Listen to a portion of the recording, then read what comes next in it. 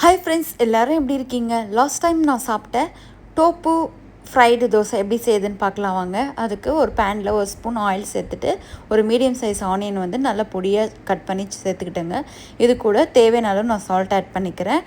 மசாலா பார்த்திங்கன்னா மிளகாத்தூள் கொஞ்சம், அதுக்கப்புறம் பார்த்திங்கன்னா கரம் மசாலா கொஞ்சம் சேர்த்துருக்கேன். இஞ்சி பூண்டு பேஸ்ட்டு வேணும்னா உங்களுக்கு நீங்கள் டேஸ்ட்டு கொஞ்சம் ஆட் பண்ணிக்கலாம். நான் இன்றைக்கி எதுவும் சேர்க்கல. பச்சை மிளகாவும் வேணால் சேர்த்துக்கலாம். எனக்கு அதெல்லாம் எதுவும் வேண்டாம், நான் நார்மலாகவே செஞ்சுட்டேன்.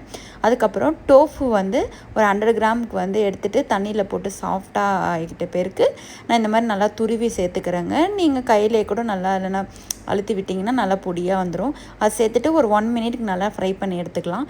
இந்த பக்கம் பார்த்திங்கன்னா தவா நல்லா சூடான பேருக்கு ஒரு கரண்டி மாவு சேர்த்து நல்லா வந்து நான் தோசை மெலிசாக ஊற்றிக்கிறேங்க. இதுக்கு மேலே டோஃபு ஃப்ரை நம்ம வந்து வச்சுக்கலாம். எனக்கு ஒரு தோசையே போதுமான அளவு, அதனால் நான் வந்து ஃபுல் டோப்பும் இதிலே வச்சுட்டேன். உங்களுக்கு அப்படி இல்லை 2 தோசை வேணும்னா நீங்கள் வேறு கம்பு மாவில் கூட இது ட்ரை பண்ணி பார்க்கலாம். நான் நார்மல் அரிசி மாவில் தான் ட்ரை பண்ணியிருந்தேன். இந்த பக்கம் சூப்பராக வெந்து வந்துடுச்சு. ஒரு பக்கம் நம்ம திருப்பி போட்டு இந்த பக்கம் ஒரு 2 மினிட்ஸ் திருப்பி வச்சிங்கனாவே வெந்து வந்துடும். அப்படிலாம் மேலே இட்லி மூடி போட்டு எடுத்துக்கலாம். சூப்பரான டோப்பு மசாலா தோசை ரெடி ஆகிடுச்சுங்க. இந்த ரெசிபி உங்களுக்கு பிடிச்சிக்கும்னு நினைக்கிறேன். நீங்கள் வெயிட் லாஸில் இல்லைன்னா கூட ஹெல்த்தியாக நீங்கள் இந்த மாதிரி பண்ணி சாப்பிட்லாங்க. தேங்க்யூ ஃபார் வாட்சிங்.